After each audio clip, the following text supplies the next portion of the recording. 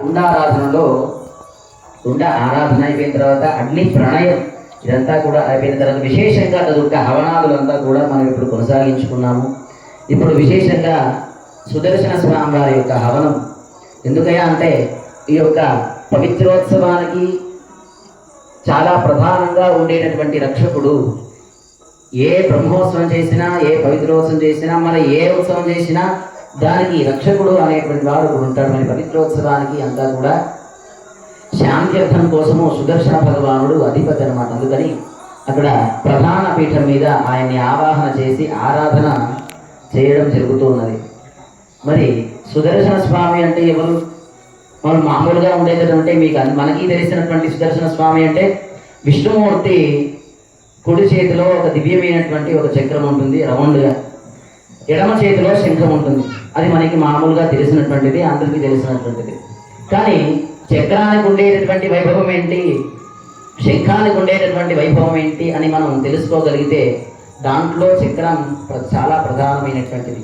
ఆ చక్రాంశతో గరుత్మంతుడు ఉంటాడనమాట, శంఖాంశతో ఆంజనేయ స్వామి ఉంటాడు.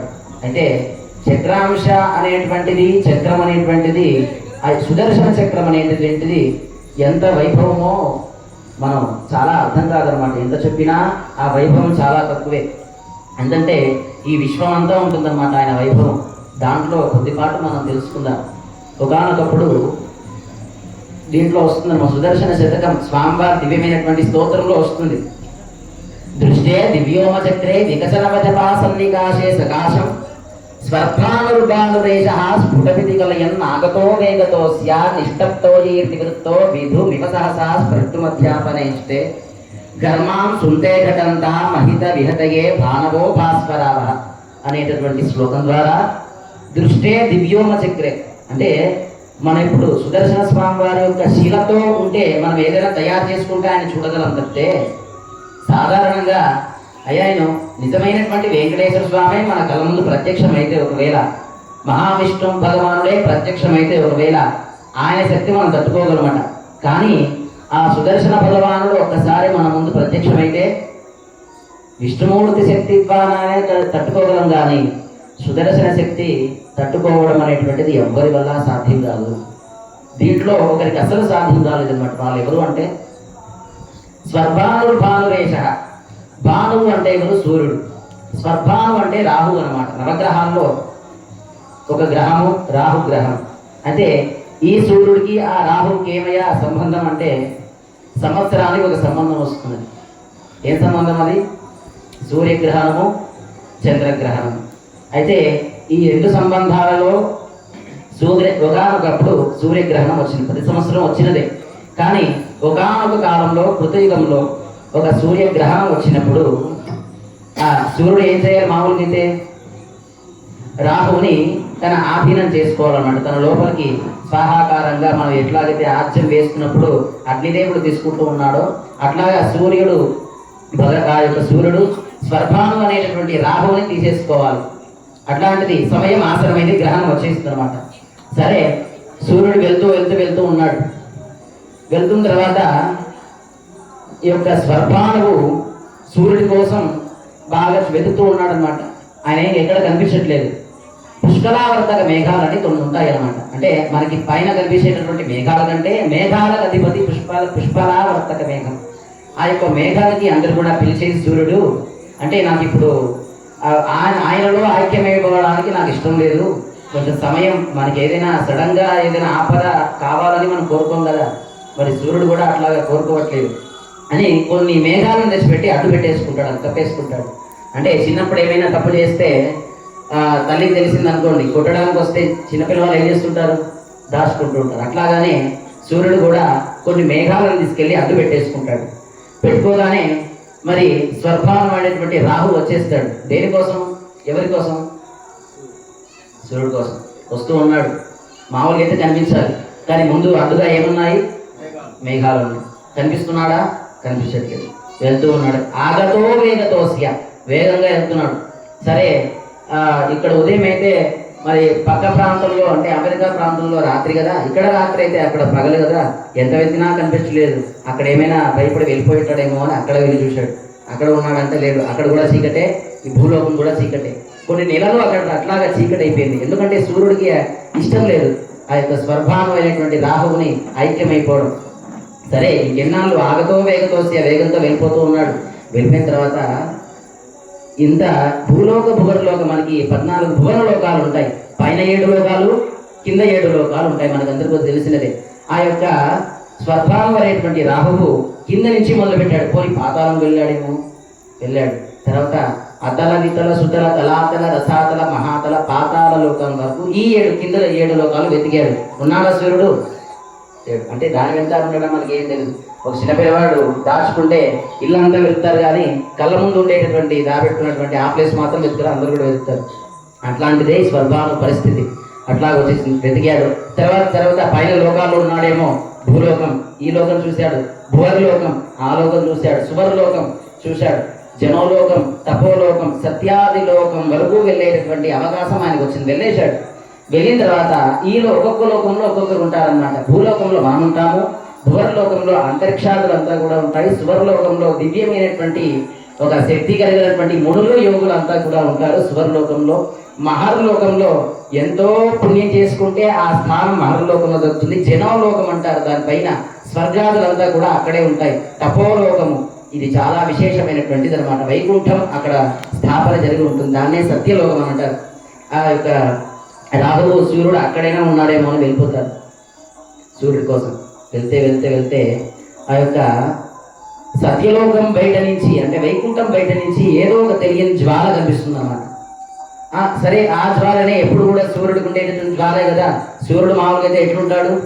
మెరుస్తూ ఉంటాడు. చంద్రుడు మెరవకుండా ఉంటాడు. ఇదే మనకి గుర్తులు అన్నమాట ఆయనకి. సరే, వెళ్తూ ఉన్నాడు. ఏదో ఒక ప్రకాశం వెలుగుతూ ఉన్నది.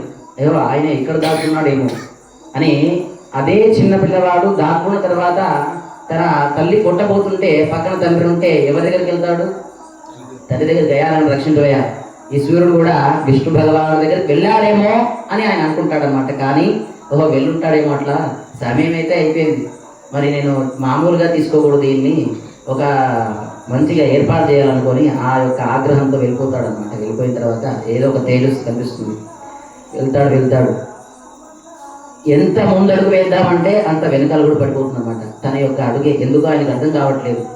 ఒక్కసారి స్వామివారిని దేవదేవ జగన్నాథ అని ఆ యొక్క మహావిష్ణుమూర్తిని కోరుకుంటాడు అనమాట. అయ్యా, నువ్వే కదా నన్ను ఇవన్నీ కూడా నన్ను చేయమన్నావు. సంవత్సరానికి ఒకసారి సూర్యుడిని, అట్లాగే కేతు అనేటువంటి వాడి సంవత్సరానికి ఒకసారి చంద్రుడిని నువ్వే కదా పెట్టావు. మరి నువ్వే ఎందుకయ్యా ఆయన్ని నీ దగ్గరే పెట్టుకున్నట్టున్నావు అంటే, ఒకసారి విష్ణుమూర్తి భగవానుడు ఆ యొక్క వైకుంఠం తలుపు తెరిచి లోపలికి రండి అని అంటారన్నమాట. ఎవరిని?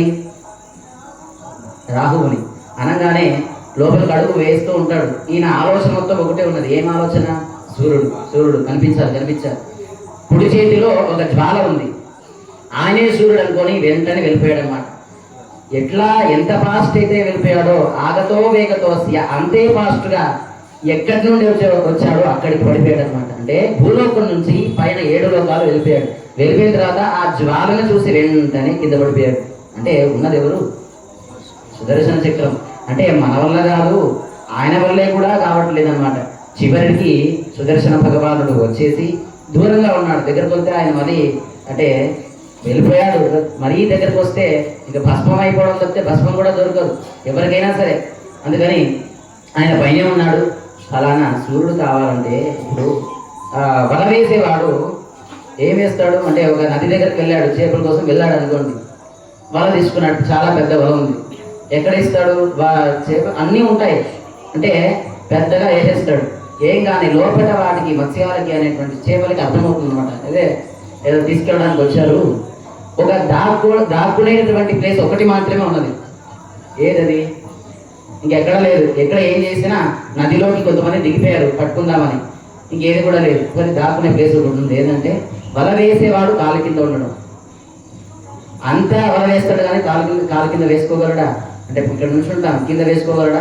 ఆ చేపలన్నీ కొన్ని చేపలు అక్కడ ఉంటే ఎట్లాగైతే వలలో పడవో, అట్లాగైతే ఆ యొక్క సూర్య భగవానుడు ఆ యొక్క స్వర్భానువు అనేటువంటి రాహువులు ఇద్దరి సంబంధం చేత సూర్యుడు చెప్తాడనమాట. అయ్యా, సూర్యుడు అట్లాగే దాక్కున్నాడు. పుష్కరావర్తక మేఘాలను అందరు కూడా పిలిచేసి అట్లాగా దాక్కున్నాడు. మరి నువ్వు వల ఎవరికి వేయాలి? విశ్వమంతా వేసేసావు, నీ కాలు కింద నువ్వు ఎదిగా కనిపెట్టేటువంటి అక్కడ మాత్రం వేయలేదయా, ఒకసారి చూసుకో ఉంటాడని చెప్తే, ఏ మేఘమా ఒకసారి అది చేస్తాడు. ఎవరు? రాహు. వెంటనే భయం చేసేసి, నేను ఇంకా వెళ్ళిపోవాలని, నా టైం అయిపోయింది, వేరే దగ్గర వర్షం కురిపించాలి, మా టైం అయిపోయింది, ఆయన కొట్టేటట్టుగా మేము వెళ్ళిపోతామని పుష్కరావర్తక మేఘాలుకొని పారిపోయాడు. వెంటనే ఎవరున్నారు? కనిపించాడు సూర్యుడు. తర్వాత ఆ యొక్క సంబంధం అట్లా అయిపోయింది అనమాట. కానీ ఆ యొక్క సుదర్శన చక్రానికి ఉండేటటువంటి వైభవం ఎంతో చాలా విశేషమైనటువంటి వైభవం. ఇది మనం తెలుసుకుంటే తెలుసుకోగలిగినంత చాలా విశేషంగా ఉంటుందన్నమాట ఈ యొక్క సుదర్శన స్వామి వారి యొక్క వైభవం. అయితే శ్రీ విష్ణుమూర్తి మహాలక్ష్మి అమ్మవారికి ఇద్దరిని వివాహం ఆడిన తర్వాత చాలా కొన్ని సంవత్సరాలుగా, మామూలు అయితే వివాహం చేసుకుని వెంటనే వేరే టూర్లకు వెళ్తూ ఉంటారు కొత్త దంపతులు. అట్లా వెళ్తారా? ఈ కాలంలో బాగా అది బాగా ఎక్కువైపోయింది, పెద్దగా అయిపోయింది అనమాట. ఆ పేరుతో వెళ్తుంటారు. వెళ్ళిపోయిన తర్వాత మరి అమ్మవారు అడుగుతారు, అయ్యా మన ఇద్దరం వివాహం చేసుకుని చాలా ఏళ్ళు అయిపోయింది, 1, 2 లెక్క పెట్టుకుంటారు, 3, 4, 5, 6, 7 కొన్ని లక్షల దాకా సంవత్సరం లెక్క పెట్టుకోవడానికి సమయం అయిపోతుంది. మరి ఎక్కడికైనా వెళ్ళామా, ఇదే వైకుంఠం, ఇదే ఆసనం, ఇదే ఎంతసేపు అని కూర్చుంటాము, అట్లాగా బయటకు వెళ్ళొద్దాము అని అంటారు మహాలక్ష్మి అమ్మవారు విష్ణుమూర్తితో. అనగానే విష్ణుమూర్తి అంటాడు అనమాట భగవానుడు, సరే అట్లా వెళ్ళినట్లయితే సృష్టి ఎవరైనా చేసేది, మనం ఇద్దరం అట్లా తిరగడానికి వెళ్ళిపోతే 3 ఆగిపోతాయి. ఏమా 3? సృష్టి, స్థితి, లయం, ఈ 3 ఆగిపోతాయి. మరి చేసేటువంటి వాడు ఎవరు లేరు. అంటే ఏదైనా బాగా పెద్ద వర్క్ ఉందనుకోండి, సాఫ్ట్వేర్ జాబ్లు చేస్తూ ఉంటారు, వాడు ఒక నెల రోజులు లీవ్ కావాలనుకోండి, వాళ్ళు చేసే పని ఇంకొకటికి అప్పగిస్తారు, అవునా కదా? అంటే వాడి యోగ్యత ఉంది కాబట్టి అప్పగిస్తారు. ఏదో నాలాంటి వాళ్ళని తీసుకొచ్చి అది ఏది అంటే సాఫ్ట్వేర్ గురించి, ఇంజనీర్ గురించి తెలియని వాడిని తెచ్చి అక్కడ కూర్చోబెడితే వాడికి ఏం తెలుస్తుంది, ఏం చేయాలని. అట్లాగే విష్ణుమూర్తి అంటాడు, మనకి సృష్టి స్థితి లయం తెలిసిన వాళ్ళం మనం, ఇంకొకటికి మనం వెళ్ళిన తర్వాత ఇది పరిపాలించాలంటే చేసేవాడు ఎవరున్నారు? ఎవరు లేరు. శివుడా ఏం చేస్తున్నాడు? లయం చేస్తున్నాడు. బ్రహ్మ ఏం చేస్తున్నాడు? సృష్టి చేస్తున్నాడు. నేనేం చేస్తున్నాను? స్థితి చేస్తున్నాను. ఈ 3కి నా ఆధీనంలో ఉన్నాయి కదా, మరి మనమే వెళ్ళిపోతే ఇక్కడ ఎవరైనా చేస్తారంటే, అది కూడా సుదర్శన శతకంలో యస్మిన్ విన్యస్య భారం జగది జగతాం జంగమస్థావరాణం లక్ష్మీనారాయణాఖ్యం మిథునమనుభవతు యద్యదారాన్ విహారాన్ ఆరోగ్యం భూతిమాయు కృతం ఇహ బహునా యద్యదాస్థాపదం వహ తత్సత్ సవ్యస్తమస్తం దిశ దిశ పురుషో దివ్యహే చక్షవర్తి అనేటువంటి దాని సూత్రం ద్వారా, శ్లోకం ద్వారా యస్మిన్, అప్పుడు అమ్మవారికి ఒక ఆలోచన జరుగుతుంది అనమాట. యస్మిన్, ఏదైతే ఒక జ్వాల ఉన్నదో, విన్యస్య భారం, ఈ యొక్క జగత్తంతా మోసేటటువంటి భారం నీవయ్యా, నిన్ను కూడా మోసేటటువంటి, అంటే జగత్తంతా మోసేటటువంటి ఒక శక్తి విష్ణుమూర్తికి ఉంటే, ఆ విష్ణుమూర్తి కూడా ఆధీనం అంటే ఒక ఆపేటటువంటి శక్తి ఒకరికి ఉన్నది. విన్యస్య భారం జగది జంగమస్థాన లక్ష్మీనారాయణాఖ్యం, లక్ష్మీనారాయణులు ఇద్దరు కలిస్తే ఏదైతే శక్తి ఉంటుందో అంత శక్తి ఒకరికే ఉన్నది. మిథునం అనుభవం యజుదారాన్ విహారం, విహారయాత్రలకు మనం పోవాలి. మరి సమయం అవుతుంది, మరి వెళ్దామా అంటే ఆరోగ్యం భూతిమాయు, విష్ణుమూర్తి అడుగుతాడనమాట. మరి ఉదయం లేస్తే నా దగ్గరకు వస్తారు తిరుపతిలో చాలా మంది, అయ్యా నాకు అవి కావాలి, సంతానం కావాలి, ఇల్లు కట్టుకోవాలి, చాలా పొలం కొనాలి, అవి ఇవి, ఆరోగ్యం బాగుండాలి, జ్వరం పోవాలి, మాకు ఇంట్లో అది లేదు ఇది లేదు, చాలా కోరికలతో వస్తుంటారు కదా. ఆరోగ్యం అడుగుతారు, భూతి అడుగుతారు, ఆయుష్ అడుగుతారు. ఆరోగ్యం భూతిమాయు కృతమిహ బహునా, మరి ఇచ్చేటువంటి వాడు ఎవరు అంటే విష్ణుమూర్తి. మనకి అయ్యా మాకు ఆరోగ్యం కావాలి అంటే ఆరోగ్యాన్ని మాత్రమే ఇస్తాడట. నాకు భూతి, తినడానికి ఏదైనా కావాలంటే తినడానికి మాత్రమే ఇస్తాడు. తర్వాత ఆయుష్, నాకు ఇంకొంచెం ఆయుష్ పట్టాలన్నదంటే ఇచ్చేస్తాడు. కానీ ఈ యొక్క సుదర్శన భగవానుడు ఒకడు ఉన్నాడని తెలుసుకొని ఆయన ఇక్కడ ఆ స్థానంలో కూర్చోబెట్టి వీళ్ళు బయలుదేరుతారు. బయలుదేరినప్పటి నుంచి ఎవరైతే భక్తులు స్వామివారి దగ్గరకు వచ్చి అడిగారో ఆరోగ్యం ప్రసాదించుంటే, ఆరోగ్యం వాళ్ళకి 3 అనమాట, 1 కాదు. అంటే సుదర్శన స్వామి అనుకున్నాడు, అంటే ఎక్కడ ఏది లేని ప్లేస్లో నేను కూర్చున్నాను, ఇంతకు ముందు ఆయన కంటే నేను ఎక్కువ చేయాలి అని. ఏదైనా కొత్తగా ప్లేస్లో కూర్చుంటే ముందు ఆయన కంటే ఎక్కువ చేయాలి, ఇంకొంచెం బాగా చేయాలని అనిపిస్తుంది కదా. సుదర్శన స్వామి కూడా అనుకుంటాడు, మహావిష్ణుమూర్తి కంటే నేను ఇంకొంచెం ఎక్కువ చేయాలని అనుకుంటాడు. మరి ఏ రకంగా చేయగలం? భక్తులు అందరూ అప్పుడే వస్తారు, అయ్యా నాకు ఆరోగ్యాన్ని ప్రసాదించంటే, ఆరోగ్యం ఏం తక్కువ, ఆయుష్ తీసుకో, తినడానికి జీవితం మొత్తం తీసుకో అని 3 ఇస్తారన్నమాట. విష్ణుమూర్తి ఎన్ని ఇచ్చేవాడు? ఒకటే ఇచ్చేవాడు. మరి ఈయన ఆరోగ్యం భూతి 1+3 ఆరోగ్యం భూతి ఆయుష్ అంతా కూడా ఇచ్చేవాడు.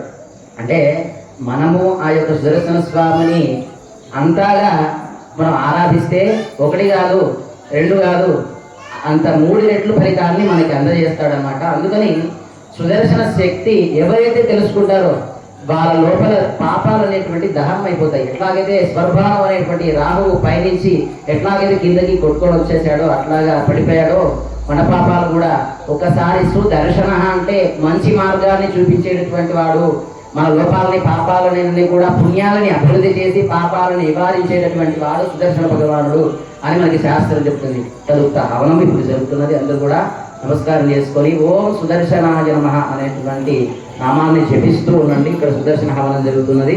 ఓం నమో వెంకటేశాయ. ఓం